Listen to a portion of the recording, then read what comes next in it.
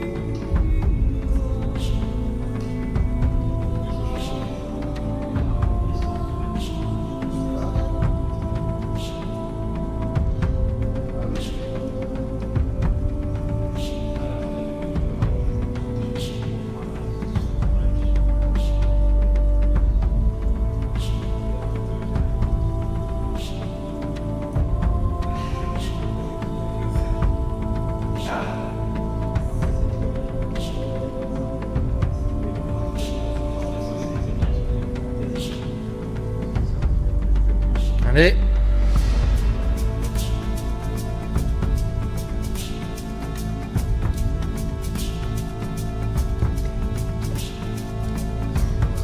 Ça n'a pas touché?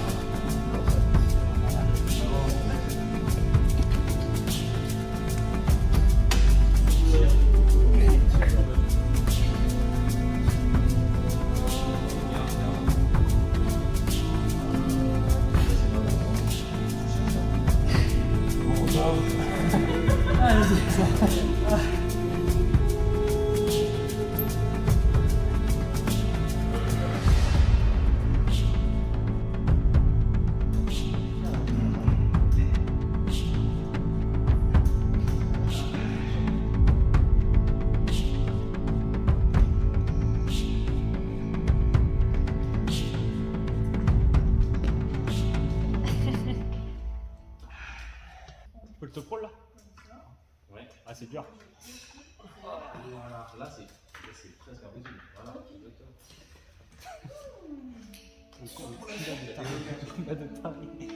et tu fais ça quand t'es dans la main. Et tu donnes tous les loups. Tu vas le finir là? Je peux pas le top roll. Je peux pas le top roll là, normal. Après t'as eu ta position sur la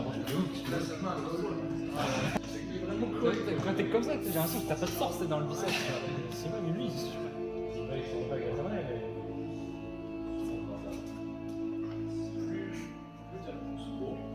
Ça tient, la passion tient. Eh, t'es ton pouce.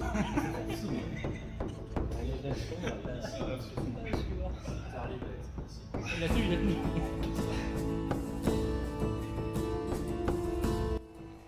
Yo, aujourd'hui je vais vous commenter deux parties d'échecs que j'ai fait entre 1300 et 1350 Elo. Première partie contre Arch 3001 qui nous vient d'Inde. Donc moi j'ai l'habitude de jouer l'écossaise. À ce moment-là, bon bah il m'a fait D5 donc j'ai pris. Il reprend la dame donc je gagne un temps sur la dame en développant mon cavalier. Après avoir remis sa dame sur la case initiale, je me développe normalement. Tac. À ce moment-là, j'ai le choix, soit mettre mon fou sur la case A4, soit la ramener sur la diagonale initiale. J'ai préféré la mettre en C4 pour éviter de me faire enfermer si jamais il décide de pousser les pions vers A4. On continue de se développer, petit roc de mon côté, développe son fou. Je mets la tour en face de son roi, forcément. Il fait petit roc aussi pour se déclouer. Hop, donc je vais mettre mon cavalier sur la case E5. J'obstrue un petit peu ces pions. Je dois reculer encore mon fou. On échange, ce qui me permet de développer ma dame. Il décale son fou de case noire pour clouer mon cavalier. Il y a la tour derrière. Là, j'ai un plan qui me vient à ce moment-là. C'est de mettre ma dame sur la case G3. Après avoir chassé une première fois son fou. Pour ensuite ramener mon propre fou de case noire sur la case H6. Bon voilà, il fait un coup de dame qui n'a pas forcément de sens, en tout cas je n'en ai pas trouvé. Hop, donc ça me permet de gagner une tour, sinon c'était le mat assuré. Tac. Hop, il reprend la dame, j'attaque son cavalier qui n'est plus défendu. Il le protège, il me donne un pion. Tac, je reprends son fou du cavalier et à ce moment-là c'était une pièce en main. Il abandonne pas encore, il tente, il attaque mon fou. Et je reprends encore un pion derrière. Fin de partie. Tac, donc la deuxième partie contre Sunil qui vient du Népal. Alors l'écossaise comme d'habitude, donc E4, cavalier, F3. La variante classique jusqu'ici. Alors là il joue D5 mais j'avais jamais vu ça à ce moment-là. Donc j'ai pas mal réfléchi et finalement j'ai pris son pion. Il reprend de la dame, je gagne un temps sur la dame à nouveau. Il vient clouer mon cavalier avec son fou de case noire, c'est très bien joué de sa part. En tout cas, j'ai l'impression. Je développe mes pièces, je m'enlève du clouage. Et là, il fait grand roc. Et à ce moment-là, je décide de prendre le pion qui n'est plus protégé. Petite tactique de ma part. Hop. Et je reprends de la dame, je force l'échange des dames. Bon alors là... il fait le pire coup qui lui fait perdre la partie, c'est qu'il me donne la tour en main. Hop, j'échange tout et je me retrouve avec 2 pièces de plus. Et ça va pas s'arrêter là puisque je vais aller chercher son pion G7 qui me donne encore une tour. Et c'est gagné.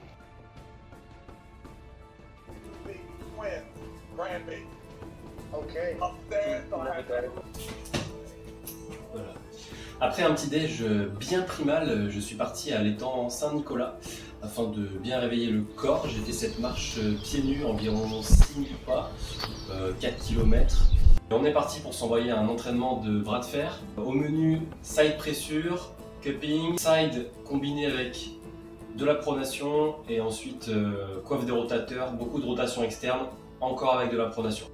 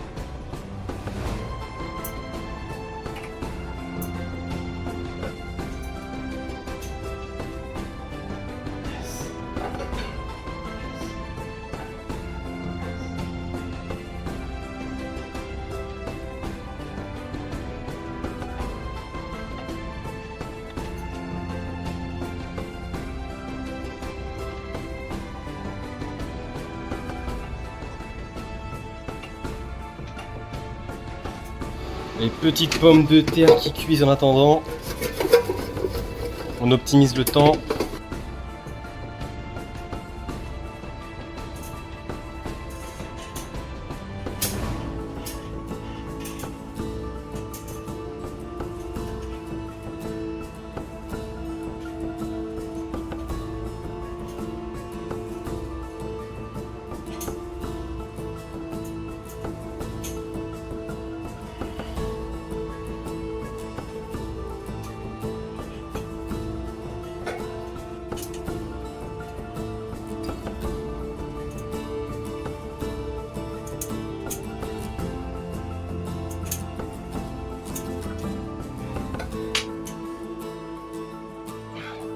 Voilà.